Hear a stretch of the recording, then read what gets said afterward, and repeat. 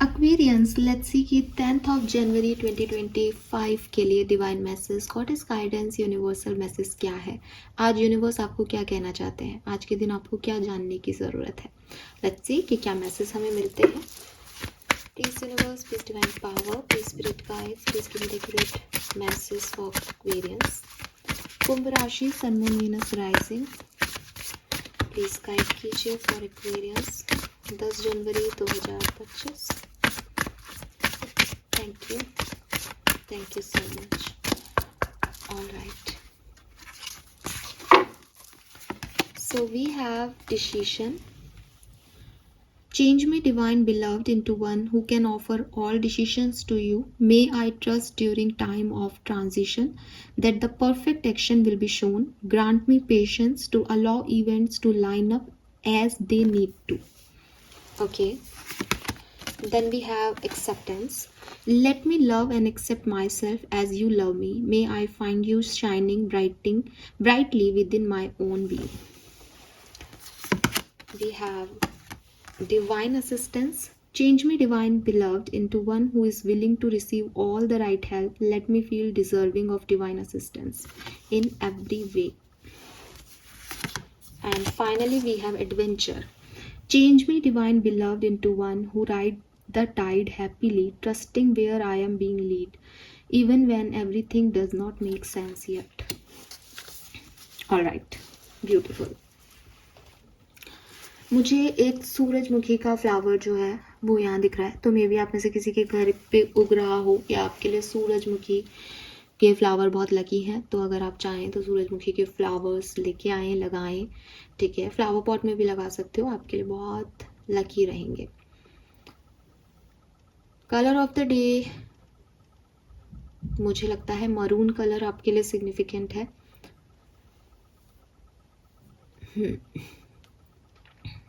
Maroon या brown. And number 10 January 2025 के लिए जो नंबर सिग्निफिकेंट हो सकते हैं, that is number 3, number 4, number 5, 31 और 41, 31, 41, 3, 4 और 5, 3, 4, 5, वाओ, ठीक है। सो ये नंबर जो है वो सिग्निफिकेंट हो सकते हैं। मैसेज क्या है कुंभ राशि आपके लिए? जो मैसेज मैं आज आपको देना चाहती हूँ,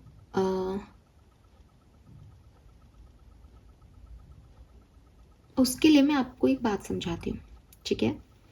क्योंकि आपके जितने भी मैसेज हैं वो उनकी सार्थकता एक्चुअली उसी बात में है। और शायद आप लोगों ने अपने अपने शहरों में राम राज्य प्ले, अगर आप थिएटर वगैरह जाते हैं, देखते हैं, तो देखा भी होगा। मैं उसी जो प्ले है उसकी एक बात आप तक रखूँगी, जो कि बेसिकली आशुतोष राणा के शब्द हैं, ठीक है। और ये जो शब्द हैं ये उन्होंने किसी इंटरव्यू में बोले थे अपने प्ले के रिगार्डिंग, वो बात मैं आपके पास रख रही हूँ। अगर मैं आपसे पूछूं, आप में से कितने लोग राम को मानते हैं और कितने लोग राम को क्रिटिसाइज करते हैं? अब आप मुझे कमेंट सेक्शन में बताएं, अपने अपने व्यूज़ दें। और ऐसा बिल्कुल भी नहीं है कि हम किसी रिलीजियस एक्टिविटी में या किसी इस पे हम बात कर रहे हैं, क्योंकि जब हम साहित्य को भी पढ़ते हैं तो चाहे वो माइथोलॉजी क्यों नहीं हो, हमारे सवाल उठने चाहिए। और जब सवाल उठते हैं तभी हम उनके जवाब ढूंढते हैं, और जवाब ढूंढते हैं तभी हमें सच का पता चलता है एक्चुअली।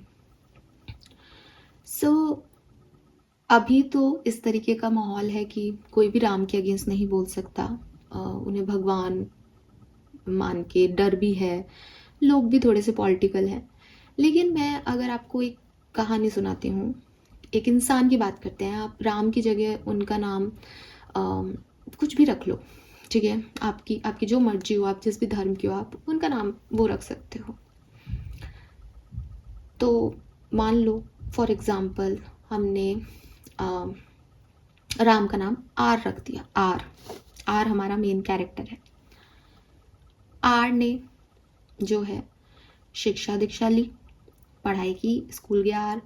उसके बाद आर अपने घर आ गया, जो है बहुत पैसे वाला था, तो अपने फादर की सारी रिस्पॉन्सिबिलिटी, किंग जो है उसको ही बनना था। लेकिन उसकी मदर जो है उसको किसी दासी ने समझाया कि आपका बेटा जो है वो नहीं बनना चाहिए राजा, आपका बच्चा जो है वो राजा बनना चाहिए। आर को क्यों रखा है यहाँ पे, आर को निकलवा दो, आर को भेज दो, तुम्हारे पास 3 वर है, तुम वो मांग लो। तो उसने विनाश काले विपरीत बुद्धि का एक आपने मुहावरा सुना होगा, तो उन्होंने वो किया और उसकी वजह से आर जो है उसको वन में भेज दिया। अब आर की बीवी, आर का छोटा भाई जो है वो वन में चले गए। वहाँ पे आर की वाइफ को किसी ने किडनैप कर लिया। आर ने उससे फाइट की, अपनी वाइफ को छुड़ा के ले आया। और जो राज्य था, अब उनके पिताजी नहीं रहे थे, छोटे भाई ने भी मना कर दिया था कि भैया के होते हुए मैं राज्यभार नहीं संभालूंगा। तो 14 साल के बाद आर आया, आर ने अपना राज्य संभाला। वहाँ पे उस राज्य में एक धोबी था और धोबी ने कहा कि भाई कैसी राजमाता हमारी जो किसी पराये मर्द के यहाँ पे रह आई। पुराने ज़माने की बात है, तो उस समय ऐसे होता था, ठीक है। तो साहब की आर ने ये बात सुनी और आर ने कहा हनुमान को कि हनुमान जी कह लो या कुछ भी कह लो उनको, कि भाई तू इनको वन में छोड़ा, मैं ऐसी स्त्री के साथ नहीं रह सकता जिसके लिए लोग बातें बना रहे हैं, ठीक है। और वो उनको वन में छोड़ाए।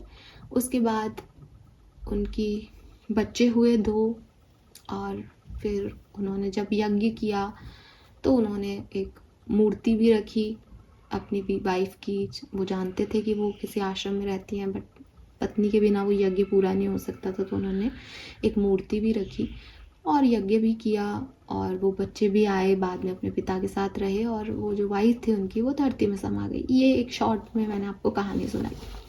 कुछ लोग कहेंगे कि ये जो सेकंड पार्ट था, धोबी ने कहा, ये सच नहीं है, ये बाद में जो है ऐड किया गया है, ठीक है। मुझे वो इतिहास भी पता है, बट मैं आपको कह रही हूँ कि ये ही इतिहास हो चाहिए। इतिहास है, माइथोलॉजी है। अब माइथोलॉजी में मिथी है बेसिकली, उसकी अभी पुष्टि तो है नहीं, तो मैं तो आपको कह रही हूँ कि यही इतिहास है। अब इस इतिहास में इस आर के कैरेक्टर को आप कैसे जज करोगे, आर को क्या कहोगे? काफ़ी लोग, दुनिया के काफ़ी लोग, ठीक है, और शायद मुझे सुनने वाले काफ़ी लोग भी कहेंगे अपनी वाइफ को छोड़ के आर ने कोई सही काम नहीं किया, ठीक है। आज के टाइम पे ऐसा मेल हो तो उसके साथ नहीं रहा जा सकता। Is a bad man. उसने 84 बात के लिए अपनी बीबी को त्याग दिया, उसको लड़ना चाहिए था, ठीक है। लेकिन ये जो प्ले है ना, और जो आशुतोष राणा जी ने मुझे कहा, उससे मेरा लिटरली एक नया वर्जन क्रिएट हुआ। आर ने, या मैं राम ही बोलूँगी क्योंकि मैंने आपको कहानी सुना दी है और मैं इसके एक नए वर्जन पे बात कर रही हूँ, तो शायद अब किसी को प्रॉब्लम नहीं होगी क्योंकि मैं अब अच्छा ही बताने वाली हूँ आपको। राम ने एक धोबी के कहने पे अपने दास को कहा कि इनको वन में छोड़ाओ। उसके बाद भी उन्होंने यज्ञ में अपनी बीवी की मूर्ति बनाई और उनके साथ रखा। उसके बाद भी उन्होंने कभी दूसरी शादी नहीं की, ठीक है। और आप इस पूरी समीकरण को, इस पूरे सिचुएशन को ऐसे देखें कि लोग बातें बनाने लगे थे। किसकी तरफ? सीता की तरफ। राम, क्योंकि राम थे इसलिए उन्होंने वो जो सारी बातें, वो जो तीखे बाण, वो जो गंदी नजरें, वो जो गलत धारणाएं सीता की तरफ आ रही थी, उन्होंने इतिहास से उन सारे बाणों को सीता से मोड़ के अपने ऊपर ले लिया। आज हम पुराने ज़माने में जब बात करते हैं तो कहते हैं राम ने वो डिसीजन गलत लिया, राम की वो गलती रही, राम ने ऐसा नहीं किया, राम को नहीं छोड़ना चाहिए था। सारी क्रिटिसिज्म राम पे आते हैं। धोबी की बात को, सीता को कोई नहीं याद रखता।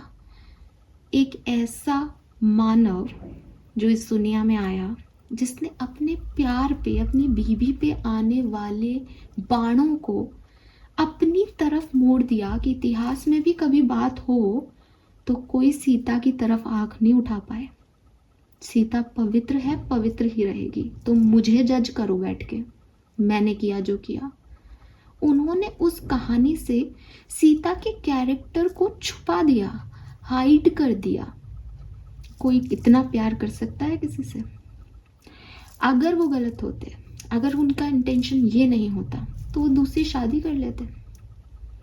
लेकिन उनको पता था कि अगर आज ये उंगलियां उठ रही हैं तो भविष्य में भी लोग यही जज करते रहेंगे कि मेरी बीवी कहीं रह के आई तो वो सही या गलत। वो चाहते ही नहीं थे कि ये हो।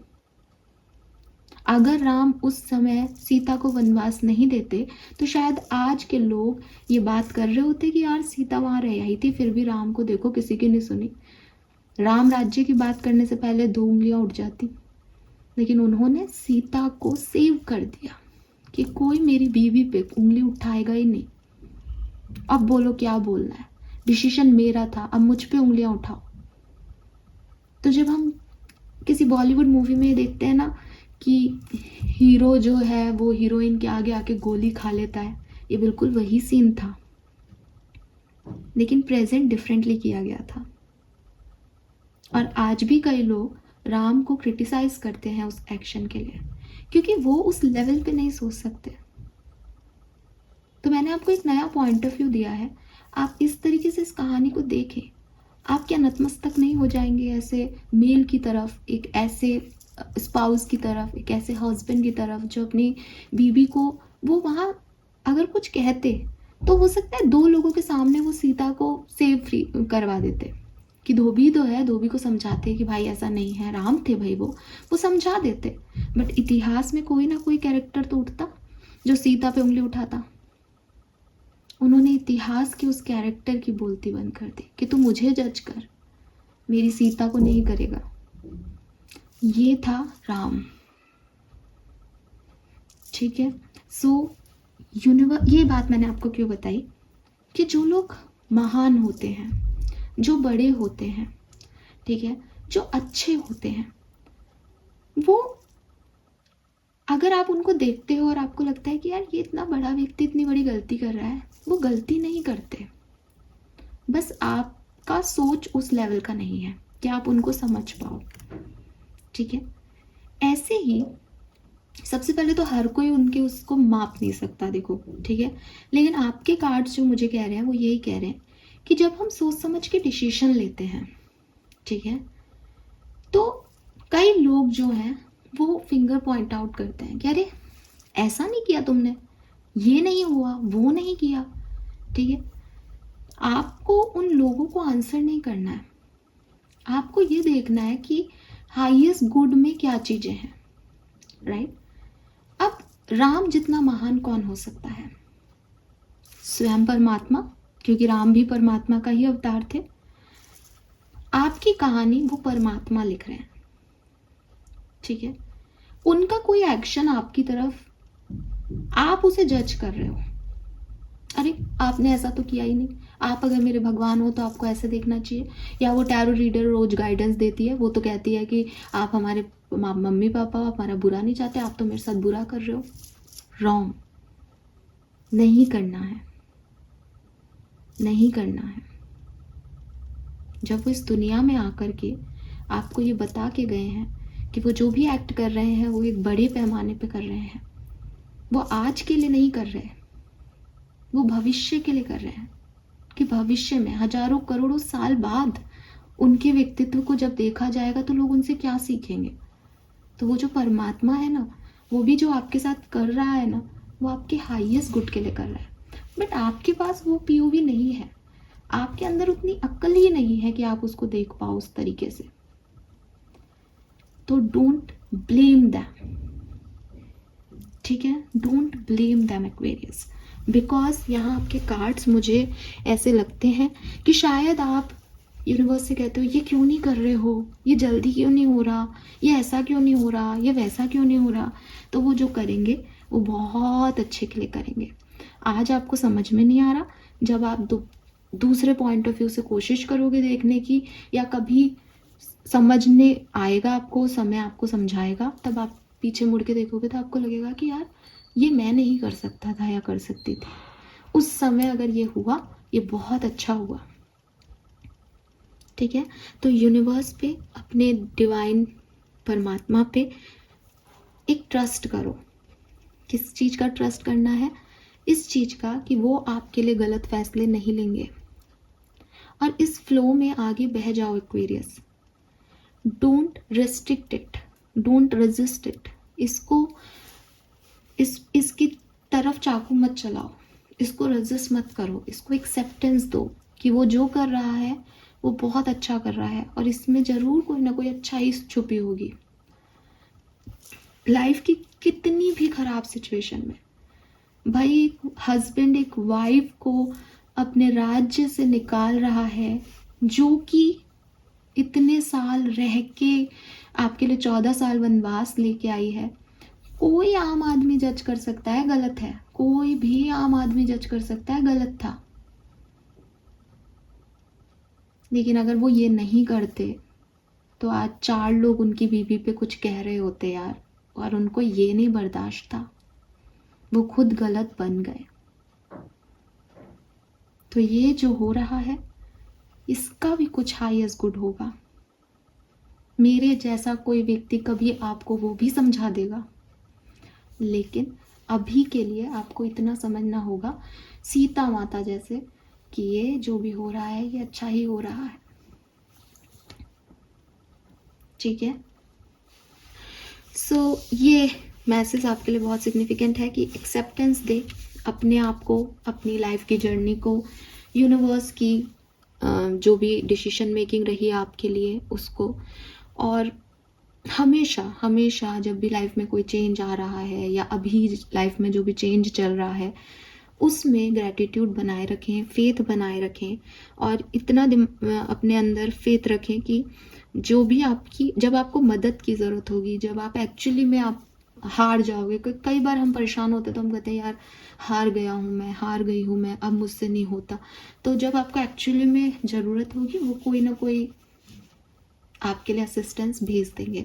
तो ये भी ट्रस्ट रखो और ओपन रखो खुद को कि लोग आपकी मदद कर सकें। बहुत ज़्यादा अपने आप को ही सब कुछ समझना, अपने आप को इतना पावरफुल समझना कि मैं इस चेंज को होने से रोक लूँगा, वो एट द एंड आपकी ही तबाही है। ठीक है, जब हम ये कहते हैं कि राम को नहीं भेजना था सीता को, मैं आपको उसका आप दूसरा तीसरा चौथा पांचवा वर्जन सोच के देख लो। सीता जी मना कर देती, राम ऐसा नहीं करते, हर तरीके से भविष्य में उन पे उंगली उठती, हर तरीके से। तो आप ये मत करो, आप यूनिवर्स को मत कहो सच आप ये नहीं कर सकते थे, नहीं कर सकते थे यार, करते तो तुम्हारा दूसरे तरीके से प्रॉब्लम में फंसते, इसलिए यही ठीक है। ठीक है, तो अभी लाइफ में एक एडवेंचर राइड चल रही होगी, अभी लाइफ में डेफिनेटली समझ में कुछ नहीं आ रहा, जैसी फ्लो आ रहा है ना, जैसा फ्लो आ रहा है वैसे चलने लग जाओ। ये कहानी याद रख के, ये पॉइंट ऑफ व्यू याद रख के, और मेरी बात को याद रख के, आई होप कि ये रीडिंग आपसे रेजोनेट होगी, आपको कुछ अच्छा ही मैंने समझाया होगा, और आपके जितने भी मैसेज हैं वो यही कह रहे हैं बेसिकली। ठीक है, तो मैं अलग अलग कहीं पे भी नहीं पहुँचाऊँगी, बस वही है, चीज़ों को, सच को एक्सेप्ट करो, अपने आप को एक्सेप्ट करो, जो हो चुका है उसको एक्सेप्ट करो। यूनिवर्स आपके लिए कोई डिसीजन मेकिंग लेंगे तो अच्छी लेंगे, समय आने पे लेंगे।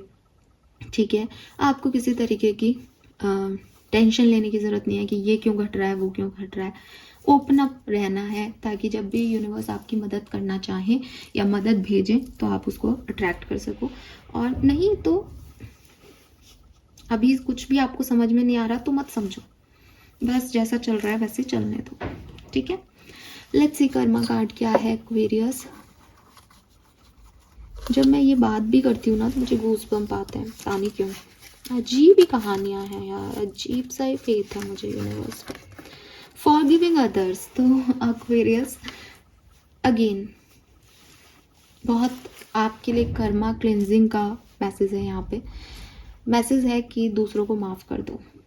ठीक है, माफ़ कर दो उनको, उन्होंने जो कुछ भी आपके साथ किया, क्योंकि अभी आपने क्या सीखा कि हायर पावर्स क्या है, वो कोई आपका बाल भी बांका नहीं कर सकता अगर वो चाहते नहीं चाहें तो, है ना। तो अगर उन्होंने आपको किसी सिचुएशन में डाला परमात्मा ने, और लोगों ने उसका फ़ायदा उठा लिया, लोगों ने अपनी दिखा दी, लोगों ने अपने घटिया कर्म किए उस सिचुएशन में, गलत कर्म किए, वो उनके संस्कार, वो आप वो नहीं हो। अब आप उनको माफ़ नहीं कर रहे तो कहीं ना कहीं आप भी वैसे ही होते जा रहे हो कि वो बुरे हैं क्योंकि उन्होंने गलत किया, और माफ़ ना करना भी गलती है। तो आपको वो नहीं बनना, आपको अपनी कार्मिक क्लेंजिंग करनी है। आप गलत नहीं बने, आप चीज़ों की सार्थकता को समझें, आप चीज़ों को बिगर पिक्चर में देखें, आप समझें कि जैसी चीज़ें दिखाई दे रही है उससे वो कहीं कहीं कहीं ज़्यादा व्यापक रूप में बड़े तौर पे घट रही हैं जो आप और मैं नहीं समझ सकते। तो जब कोई गलती करता है तो डेफिनेटली उसकी भी कई कहानी होगी, उसका भी एक बिगर साइड होगा। आप उस साइड को नहीं देख पा रहे हो तो बेहतर है कि आप माफ़ कर दो कि भैया मेरा और तेरा खत्म, अब तू जाने, तेरे कर्म जाने, तेरी स्थिति जाने, मेरा और तेरा कॉर्ड कट, मुझे तुझसे कोई शिकायत नहीं है। That's it. तो फॉरगिविंग एनर्जी हमेशा रखें, और आप में से काफ़ी लोगों को ये अभी करने को कहा जा रहा है कि आप माफ़ करें। ठीक है, अगेन काफ़ी लोगों, तो गलत लोगों को ही नाराज कर रखा होगा, क्योंकि इस तरह के मैसेज आ रहे हैं आपके लिए कि आप गुस्सा हो, नाराज हो, आपको लग रहा है मेरे साथ गलत हो रहा है, और ये सब नहीं। बिगर पिक्चर अभी आपको नहीं दिखाई दे रही, जिस दिन दिखेगी आप समझ जाओगे कि सबके अपने अपने रोल थे। ठीक है, सो सबके अपने अपने रोल थे, और यूनिवर्स वही करवाता है जो वो करवाना चाह रहा है, तो उसने वो करवाया, लेकिन आपके हाईएस्ट गुड के लिए ही हुआ है जो हुआ है। ठीक है, this is all for you guys. Thank you so much reading को सुनने के लिए। चैनल को लाइक और सब्सक्राइब कीजिएगा। Bye bye.